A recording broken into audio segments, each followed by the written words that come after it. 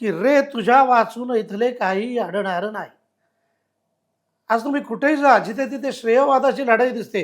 हे मी केलं, हे मी सांगितलं, हे मी सुचवलं बरं का, हे हा डायलॉग मी हे केलं, मी सगळीकडे तुम्हाला सगळ्या क्षेत्रामध्ये अनफॉर्च्युनेटली श्रेयवादाची लढाई दिसते. तू तू मी प्रथम पुरुषी एकवचनी, मी माझे मला, हे दाखवण्याचा सोच दिसतो. तिकडे माणसाला, माझ्यासारख्या माणसाला किंवा कोणालाही हे कळलं पाहिजे, आजूबाजूचे हिमालयांची तुम्हाला ओळख करून घेता आली पाहिजे, तर तुम्हाला अहंभाव होणार नाही.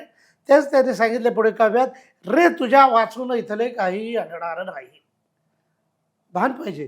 रे तुझ्या वाचून इथले काही अडणार नाही, रे तुझ्या वाचून दुनिया दीनही होणार नाही.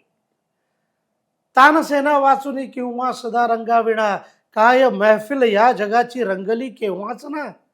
कोण तू, कोण तू, तुझं वीण वीणा बंदही होणार नाही, रे तुझ्या वाचून इथले काहीही अडणार नाही.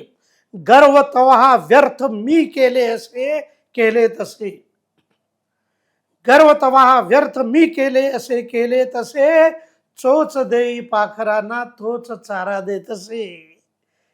एकही घरटे तुझ्या विण मोडून पडणार नाही, रे तुझ्या वाचून इथले काही अडणार नाही. तू नाही तो और सही, और नाही तो और सही. जगाचं रहाट गाडगं असं अव्याहत अविरत अखंड चालूच राहणार आहे, याची जाणीव. त्यामुळे मला सगळ्यात मोठा फायदा झाला या ज्या वातावरणाचं, म्हणजे वातावरणाचे तू विचारलंस त्यातला सगळ्यात मोठा ॲडव्हान्टेज, कुठेही गुरमी अजून अहंभाव, आपण लोक फिल्मी म्हटले पण मला फिल्मी कधी होताच आलं नाही.